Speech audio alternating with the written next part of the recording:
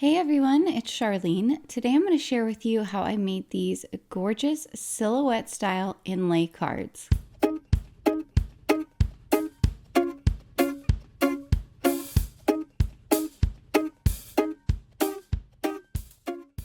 For my project today, I used the brand new Hero Studio card kit of the month for July.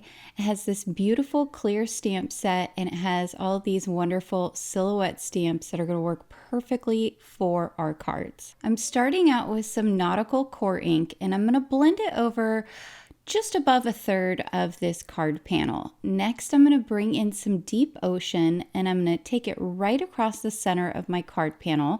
This is an A2 sized card panel, so it's 4¼ inches by 5½ inches. And I'm going to blend that Deep Ocean right into the nautical. Once I'm happy with my first coat of ink here, I'll move on to some Paradise, and I'm going to bring that from the top and blend it down into the Deep Ocean. Now you'll notice I'm not going very heavy-handed here because I'm going to come back in and I'm going to do a second coating of ink, repeat the whole process, and that's going to help these ink colors blend together really well. So now you can see I'm bringing in the second coat of the Paradise. I've already done the nautical and the Deep Ocean, and it's really created this really nice blend. Next, I'm going to go ahead and stamp out this stamp from the stamp set. Now, Hero Studio has all kinds of different available options, so if you're interested in checking that out, definitely look down in the description. I will have a link to all of that information. This is just a tiny part of the card kit of the month, and there are so many other cool things in this kit.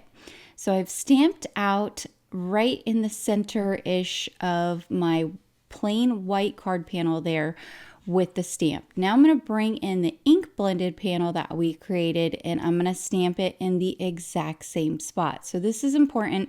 You want to make sure that your stamps are stamping right in the exact same spot to do this technique. I've pulled in two other stamps here. The cute little children holding hands, I think, are just so sweet and adorable. Again, I'm going to stamp here in Intens-ified Black Ink. That's what I used before. And I'm stamping some seagulls as well. Now, I'm keeping in mind that I'm going to be doing some die cutting.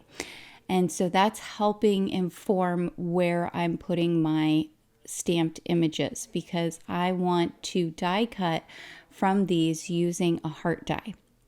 So I've switched out the ink blended panel, brought back in my white panel, and I stamped those stamps in the exact same spot. Now you can see here I have the third from largest nesting heart die. These are great because you have so many options. You can make frames, you can do just heart die cuts like this, lots of fun stuff. And I've centered it on one of the card panels. It doesn't really matter which one you do on top. And then I'm going to go ahead and tape the two panels together. Now you do want to use a very low tack tape for this because you don't want your tape to potentially rip your card panel, especially because you're running two through your die cutting machine at the same time. So once I've run that through, I'm going to go ahead and pop out my heart dies, take off my tape, all of that good stuff. And you can see that heart is going to fit perfectly into the opposite card panel, and the stamped images are going to line up really nice. Next, I'm going to go ahead and add some sentiments, and I'm going to use the same exact stamp set. It has some really nice sentiments in it. This one is Sending You Waves of Happiness, and I'll stamp this again in some Intens-ified Black Ink. I'm going to do a light stamping here and lift, and you're going to notice I somehow had a little piece of plastic or something on my stamp. I notice it here, so I pulled that off. Thankfully, it didn't impact my stamped sentiment too badly, but if you ever have something like that happen, remember white gel pen is your friend. You can always cover up things if you need to. So I was about to stamp here on my ink blended panel, realized I needed to make sure it was thoroughly dry before I did that because I'm going to heat emboss my sentiment. So I just used my heat tool there. Now I've got some anti-static powder, give that a good coating. I'll stamp this here with some clear embossing ink.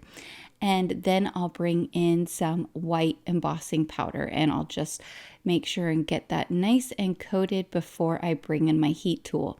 Now, I always let my heat tool warm up off camera before I start my embossing. That helps quite a bit. And then you just want to make sure that as soon as that is melted, you go ahead and pull your heat tool off of there. I've cut down my panel so that there's about a 1/16 of an inch all the way around, and I'm going to glue it to a black matting layer. So I've added some liquid glue all the way around, and then I will just start from the corner and lay that across the black card panel. This also would have looked really nice with white or nautical. I think any kind of, coordinating color looks nice in the background. Then for the inlay part, all you need to do is put some glue on your inlay piece and then just pop it right into your card panel. Once you get it in there like a puzzle piece, you can flip your entire card over and use a bone folder just to make sure that it's really nice and secure and in there. So for my second card here, you can see I made the border about 1/8 of an inch with the black cardstock. I think I like that better, but they both look great. All right, guys, I hope you picked up some tips and tricks today. Please be sure to like and subscribe, as well as hit that notification bell so that I can continue to bring you more crafty content in the future. Until next time, happy crafting.